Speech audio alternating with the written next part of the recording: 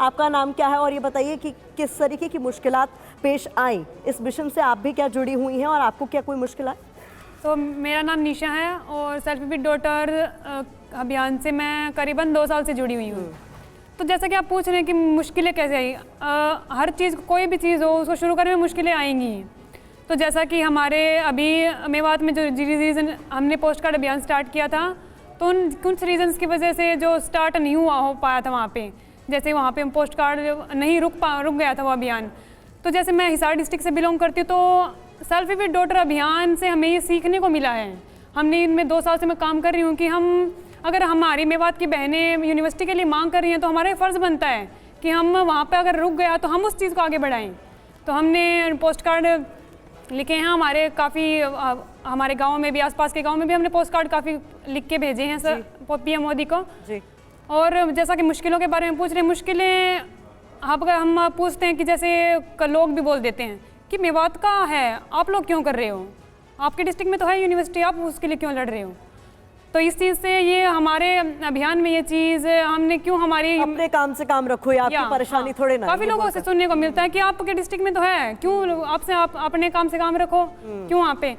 तो हम हमारी बहनों के लिए, इन मेवात की यूनिवर्सिटी के लिए, मतलब हम खुद चाहते हैं कि हमारे अंदर एक ऐसी भावना है, इस अभियान से इतनी भावना देखने को मिली है कि सिर्फ हम अमी तक से सीमित रह जाएंगे तो देश निर्माण का, अगर यही सब हमारे देश में जो भी लोग हुए हैं महान लोग, अब वो अगर खुद तक ही सोचते तो होता ही नहीं। बड़ी बात आप कह रही है, अगर सब अपने बारे में सोचते तो फिर देश का निर्माण कैसे होता। आपका नाम बताइए और बताइए कि आप इस मिशन में किस तरीके से जुड़ी हैं, क्या परेशानी पेश आती है जब लोगों को कन्विंस करना होता है कि नहीं, हमें यूनिवर्सिटी की ज़रूरत है, हमें पढ़ने की ज़रूरत है।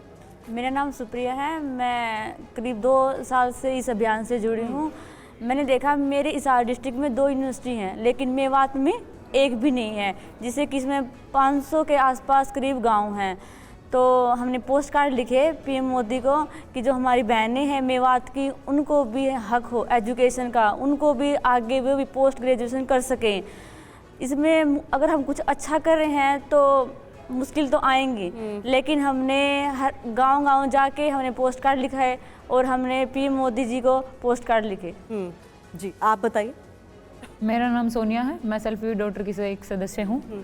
और जैसे कि आप पूछ रहे हैं और अभी सब ने बताया भी कि यूनिवर्सिटी की क्या ज़रूरत है।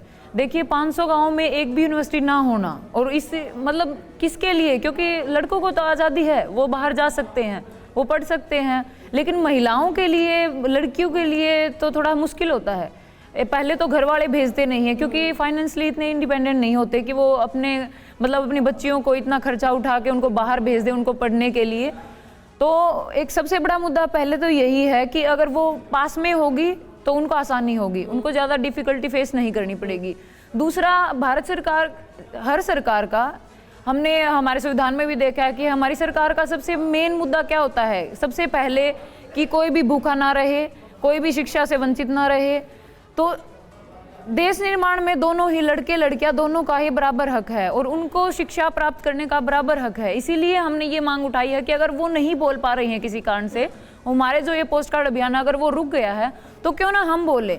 अगर किसी देश में अगर किसी एक लड़की की कोई मांग है तो वो पूरे भारत की लड़की की मांग है और हमें उसका बढ़ावा देना चाहिए, हमें उसका साथ देना चाहिए, हमें उनको बताना चाहिए कि हम आपके साथ हैं। अगर आपको किसी चीज़ की मांग है तो हम भी आपका साथ देंगे, हम आपके साथ खड़े हैं और हम लोगों को मनाने की कोशिश करेंगे।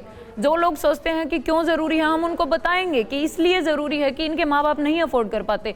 और 500, देखिए कि 500 गाँव में 10% लड़कियाँ बाहर जाती हैं, तो 90% का क्या, बिल्कुल, क्या उनको अधिकार नहीं है पढ़ने का? बहुत ज़रूरी बात आपकी तरफ से भी रखी जा रही है। और यहाँ पर आपको याद दिला दे, #UniversityForNu, इसका इस्तेमाल कीजिए, सोशल मीडिया के अलग अलग प्लेटफॉर्म्स पर जाइए और अपनी राय ज़रूर रखिए, क्योंकि मिशन भारतवर्ष पर हमने भी बीड़ा उठाया है कि इन लड़कियों की मांग को आपके सामने रखें, इनकी आवाज़ को हम बुलंद करें और जो लगातार ये अपनी बात कह रही हैं उनको भी आप तक पहुँचाएं।